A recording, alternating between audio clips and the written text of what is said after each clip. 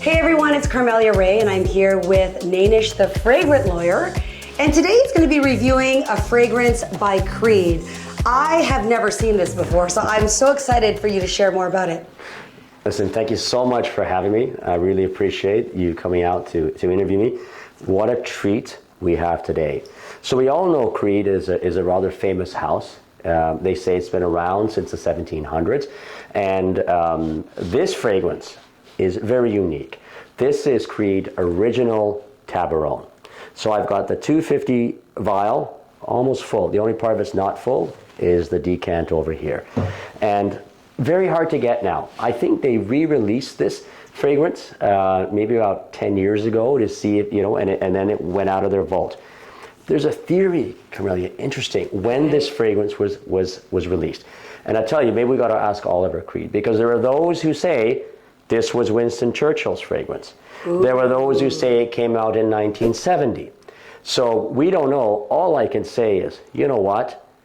If this fragrance was available for Winston Churchill, a debonair, classy man who smoked the nice cigars, sort of in the dark seats, and when he made his decisions, this would be the fragrance.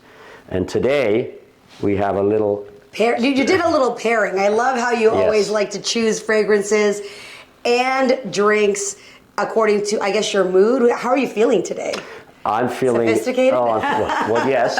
Standing in my wine room with a nice liquor, I feel very sophisticated. But yes, so this pairing is very interesting. And I'll tell you why. First, what I'm having is Macallan Enigma. It's an amazing, amazing Scotch. Cheers. Very smooth. Cheers. And you're having a wonderful cab, a red wine. Now, cheers. Yes. I'm just going to take a little sip. Enigma is one of the high-end Macallan bottles, and again, a little bit difficult to get in Canada. Some duty free, you can get it overseas. Do you recall where you got this particular bottle? This was a gift. A very, very good friend of mine. Okay, must be a good friend. And when did you pick this up? This fragrance I picked up in 2005. I picked it up in Troy, Michigan. Okay. Troy, Michigan. Little did I know. It's older than my child. Well, little did I know it was, it would be really discontinued and become sort of an iconic fragrance, a sought after fragrance. I didn't know that. I know I certainly enjoyed it at the time. So, this fragrance is not an everyday fragrance, Carmelia. You would not wear this every day. Now, you mentioned something about taking it out of the vault, and I know, not that we want to tell people where it is that you store this, but how do you store it, and where should one store it? And finally, may I unbox it so they can see it? Absolutely. Okay. Yes to yes to yes. Go ahead and unbox. So look at, certain fragrances, if you want to keep them for a very long period of time, my view is that you want to keep it cooler, you want to keep it a bit darker, that's sort of the way to do it, and that's certainly how I've dealt with this fragrance here. This is probably the first light it's seen in the last maybe 15 years or so. Oops. It's the first light it's seen in 15 years. And what we have here is, in Troy, Michigan, they decanted it for me. And actually, it's my scent of the day. It's one that I don't wear a lot simply because of its rarity. And it's, honestly finding that real occasion. But so, look, it is no question. It's what you would call an old school type of fragrance. It's a gentleman's fragrance. Are you wearing it? I'm wearing it today. May I? Yes. Smell? Yes. What are the notes in there? Right. So you've got tobacco. There is also some, I would say, a little bit of floral in this. Oak moss. A lot of the traditional fragrances do carry oak moss as well. The occasions for this fragrance, you're the boss. You're a leader in the corporate world. You're going to a board meeting. You're a bit older, and you want that respect, or you do carry that respect normally, but this is going to add to it because it's going to give you that little extra authority behind you. This is when you wear this. It immediately brings me to Winston Churchill's speech. Yes. Or score, and 20 years ago, right? If it was a Churchill, yes. Well, Churchill was on the, we'll fight them on the beaches and so on and so forth. But I tell you, this is, look, if you can get it, really try to get your hands on it. It's probably one, this is one that I've had for a very long time.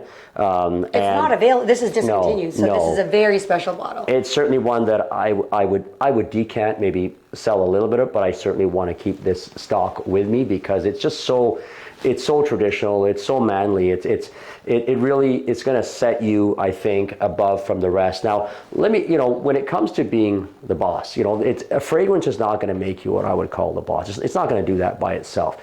You need a number of things to do that. Number one, you need to have courage. You need to have practicality, right? You need to have what I would say is perseverance and a dream. Not necessarily in that order, but you got a dream, you got perseverance, you got practicality and courage. You're going to be that boss eventually, and these are the characteristics. This fragrance exemplifies those very characteristics. So check out this fragrance, check out Creed. And the thing about Creed, they don't put a lot of fragrances out every year. A lot of fragrance houses do. They don't put one every 6 months. It's, with the masculine fragrances, it takes a number of years before they put one out. So there's a lot of thought process that goes into it. So for those who are not familiar, the packaging is in French. The description is in French. So where is the house of Creed for those who do not know? It's a French house, right? I mean, I suspect the family was originally English, but it is known as a French house, okay? It's a private collection. Yeah. Yeah. Oh my goodness. They have their private collection. They've got their regular collections like, where Ventus, you got Green Irish Tweed and so on and so forth. And they have the other ones which they sell in a larger volume, which this, in fact, was one.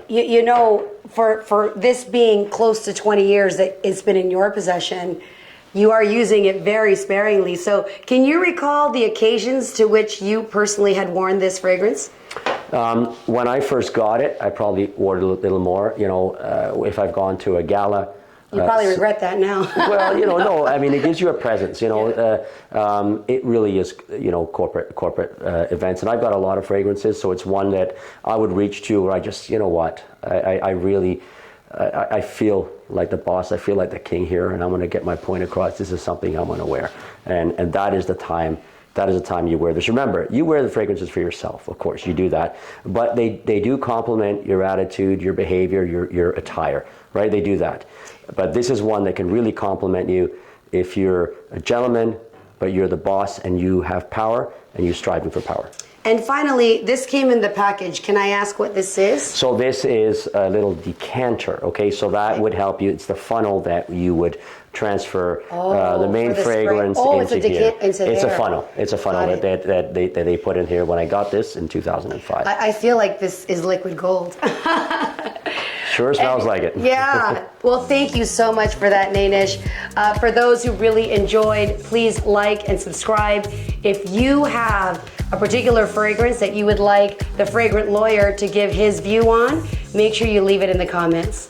And with that, we'll see you in our next episode. Cheers. Cheers.